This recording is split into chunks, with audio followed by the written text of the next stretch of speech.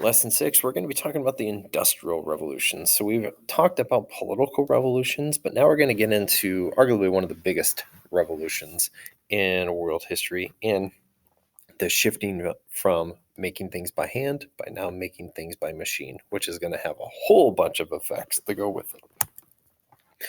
So, we're going to be now switching to the second one. We're going to talk about how trade and business, commerce, and industrialization, there's the one we're going to be talking about, how it impacted societies. So that's what we care about. And with that, you're going to see a lot of causes and effects that I'm going to try to paint for you really closely.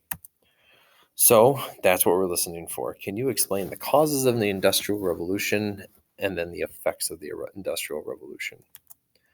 So here's where we're coming from. So we talked about different technologies in prior lessons that made life easier. Think about the printing press, for example. That's a big deal because it made spreading information easier. Right around the same time, this guy, Christopher Columbus, is discovering new things in the world. And we talked about this guy, Nicholas Copernicus, using observation to explain the world through observation, and in this case, astronomy, if you will. So there's a huge interest brewing during this time. People are questioning modern life, if you will.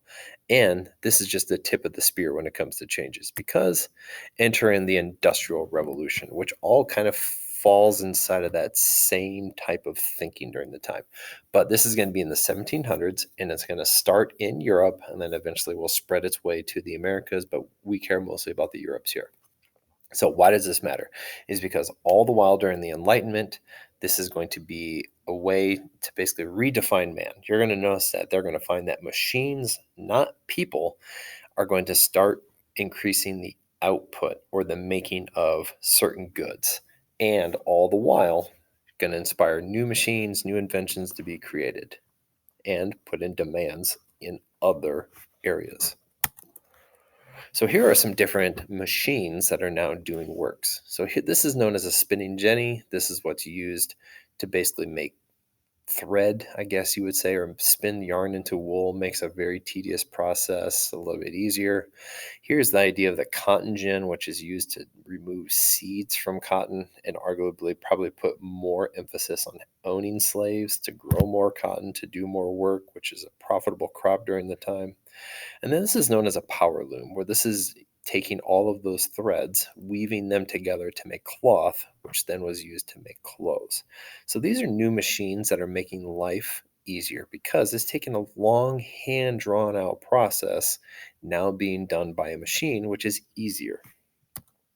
So the Industrial Revolution is defined as a period of increased blank of goods to make made by machines and new inventions.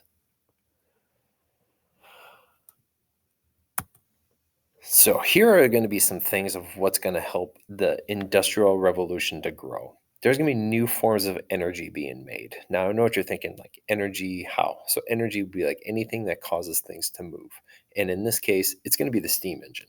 So this is going to be new cutting edge technology during the time that's going to use steam to actually generate movement or energy in this case, where before it was mostly just done by like water.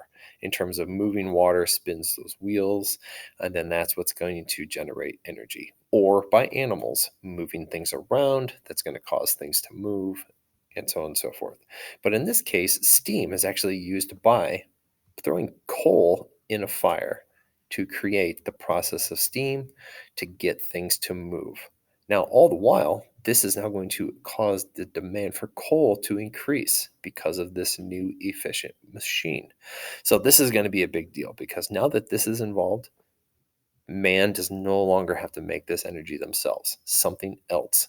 And this machine will not get tired. It will only run out when it's not fed the fuel that we've talked about. So, what else is happening? Different farming methods.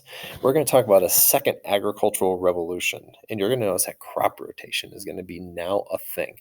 So, what they figured out is that when you plant the same crop over and over and over again, you actually end up killing the soil. So, by rotating different crops, it keeps the soil fresh with nutrients and all that good stuff it needs to grow.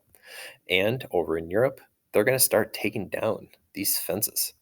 And they're actually, no, I'm sorry, they're going to start putting up these fences. And they're going to close down in these farms. That's now going to be a status symbol. So the more land you own, the more food you can produce, the more money you're going to make, I guess you would say. And then we've already talked about selective breeding and talking about how different outputs of animals and people are going to breed them off. We talked about that way back in Unit 1. So this is still around during this time as well. But going into the creation of the steam engine increased the demand for which natural resource?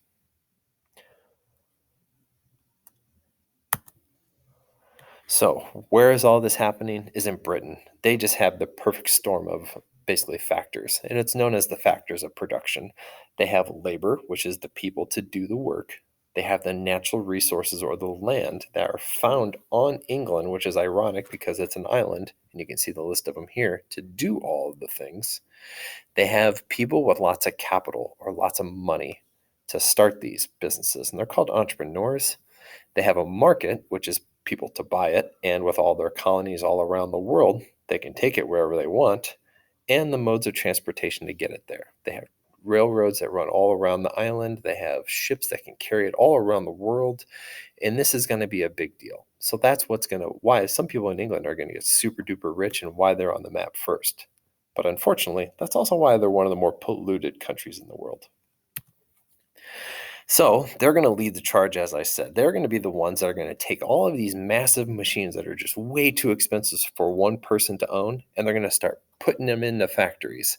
So people are going to start moving from farms to in these factories. And you're going to notice that the output of certain products is going to explode. And look at this case in point of cotton. Look how, in the short time difference there of 60, 70 years, how many different yards of cotton are going to be produced, which is astounding. So, which country led the way through the Industrial Revolution?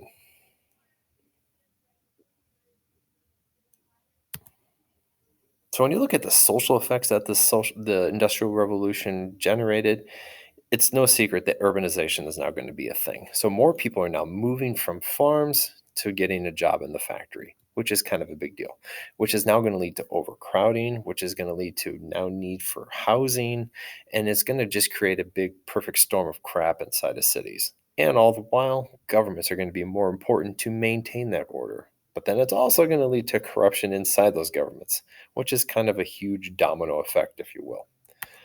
Then the second way it's going to be is that all those people working in factories, to increase more money for people that own the factories, are going to ask to be working a 12-hour shift, up to a 16-hour shift. And if you work that long every single day, you're going to get super tired. And with all the things that are moving, it's real easy to get hurt or even killed in some cases.